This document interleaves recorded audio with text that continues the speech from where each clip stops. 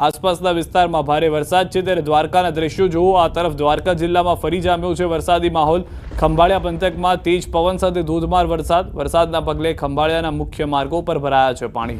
નગર gate, Jodhpur gate, Ramnath society, Soni Bazaar સહિતના વિસ્તારમાં ભરાયા છે પાણી।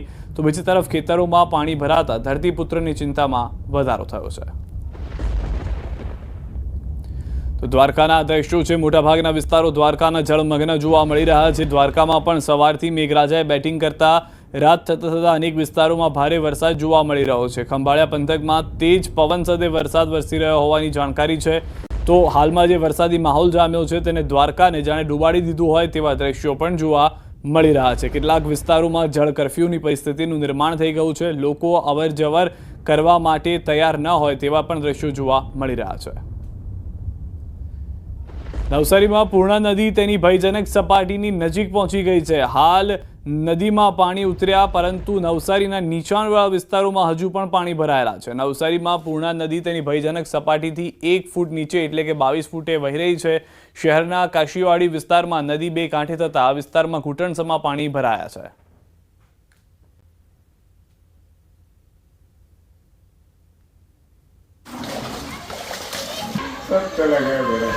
मैं कहीं कैंसिल करने में किया था मैं गरीब हूँ लेकिन मैं किया था सब कुछ लेकिन मेरा सब चला गया। मैं रोज कंप्यूटर ये करता था, मैं हिसाब रखता था, तो सब चला गया।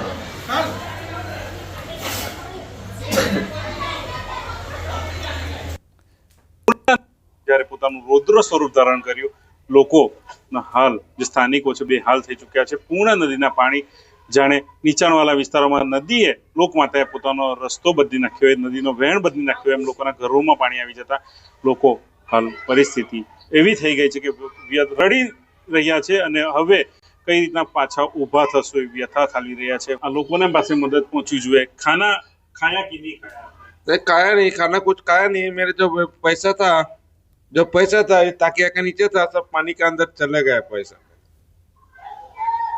પૈસા પણ પાણીની અંદર વહી ગયા છે। હજુ સુધી ખાવાનું નથી પહોંચ્યું। કઈ રીતનું આ વહીવટી તંત્ર છે, કઈ રીતનું વહીવટ કરવામાં આવે છે। નવસારી નગરપાલિકામાંથી મહાનગરપાલિકા તો બની ગઈ છે પરંતુ ખરા સમયે આમની મદદે જે આવવું જોઈતું હતું તંત્ર એ નથી આવ્યું અને વહીવટી તંત્રએ પણ પોતાની આળસ અમરોડીને બહાર નીકળવું જોઈએ અને આવા લોકો સુધી પોતાની મદદ પહોંચાડવી જોઈએ। ભવિન પટેલ, ન્યૂઝ 18 ગુજરાતી, નવસારી। તો લોકોના ઘરમાં કમરસમાં પાણી ભરાતા ઘર વખરીને ભારે નુકસાન પહોંચ્યું છે। તેમ છતાં મહાનગરપાલિકા દ્વારા હજુ કોઈ મદદ પહોંચાડવામાં આવી નથી। લોકો જણાવે છે કે અહીં પાણી ભરાવાની સમસ્યા દર વર્ષની હોવા છતાં તંત્ર દ્વારા અહીં પાણીનો વહેલો નિકાલ થાય એવી કોઈ વ્યવસ્થા ન થતા લોકો રોષે ભરાયા છે। पानी सांझे एकदम आ गया था। आने से हमारे बहुत यहाँ पानी आता है बहुत स्पीड में, निकलने की भी तकलीफ होती है। आए थे एम्बुलेंस पानी का बोल के चले गए, जब पानी आ गया एकदम जब कोई वापस भड़का नहीं है। आने से हमको इतनी तकलीफ होती है कि निकलने का क्या चीज लेवे क्या नहीं, सब छोड़ के जाना पड़ता है। सामान में तो सब चला गया, कुछ है नहीं न। ये अभी भी जरस ने 100 दिन ये ले गए गई बरस का, उन लोग ने कुछ दिया ही नहीं हमको। क्या इस साल कितना पानी भरा? इस साल तो ये इतना आया, कमर के ऊपर आया है। નીચાણવાળા વિસ્તારોમાં ભરાઈ ગયા હતા ને હવે પાણી હજુ પણ ભરાયેલા છે। લોકોના ઘરમાંથી પાણી થોડા ઓસર્યા છે। પાણી કાઢવાની કામગીરી લોકો કરી રહ્યા છે। સ્થાનિકો છે એમની સાથે વાત કરવાનો પ્રયત્ન કરીશું। અમને દુનિયાની બીક લાગે સર। પાણી આવે તો વહેલા જાણ તો કરી દે, પણ આવે એટલે તો બહાર નીકળે તે પહેલા તો પાણી ઘેરમાં ફરી વળે। મૂકે કેટલુંક સામાન મૂકે અમે, એના હિસાબે અમને જરીક રાહત કંઈ મળે તો સારી વાત છે। બીજું કંઈ અમને પ્રોબ્લેમ નહીં મળે। નુકસાન તો દર વખતે અમારું થાય એટલે થાય જ, નુકસાન તો થાય ભાઈ। નુકસાનની અમે તો કંઈ ગેરંટી નહીં, પણ નુકસાન ઘણું થતું છે। પાણીવાળો વિસ્તાર, બચ્ચા કામ ધંધા વગરના ઘેરે બેહેલા મૂકેલા, ઘરવાળો હમણાં જોબ થઈ ગયો છે 9 મહિના થયા।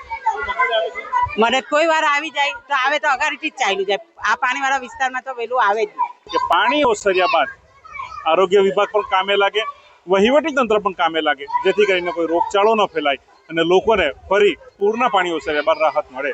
ભવિન પટેલ, ન્યૂઝ 18 ગુજરાતી, નવસારી। આ તરફ વડોદરાથી સમાચાર ભૂવો પડતા કાર ફસાઈ ગઈ છે. નટુભાઈ સર્કલ પાસે પડ્યો છે ભૂવો. ફસાયેલી કારને ક્રેનની મદદથી બહાર કાઢી ભૂવામાં ફસાતા કારને સામાન્ય નુકસાન પહોંચ્યું છે. તો વડોદરામાં વરસાદને કારણે ઠેર ઠેર ભૂવા પડવાનો સિલસિલો શરૂ થઈ ગયો છે. વરસાદ શરૂ થતાં જ ભૂવા પડવાનું શરૂ થઈ ગયું છે. શહેરના મુજ મહુડા વિસ્તારમાં પડ્યો છે ભૂવો. ભૂવો પડતા બસ ફસાઈ ગઈ હતી. બસ ભૂવામાં ફસાતા ટ્રાફિક જામ સર્જાયો હતો. ભૂવામાંથી બસને બહાર કાઢવા ક્રેનની મદદ લેવાય. મુજ મહુડા વિસ્તાર ભૂવા માટે છે પ્રખ્યાત. ભૂતકાળમાં કરોડો રૂપિયા ખર્ચ્યા છે ભૂવાના સમારકામ પાછળ. તો હાલમાં વડોદરામાં વરસાદની સાથે પૂરની ચિંતા એક તરફ રહી ગઈ, પરંતુ વરસાદ આવતાની સાથે ભૂવા પડવાની શરૂઆત થઈ ગઈ છે.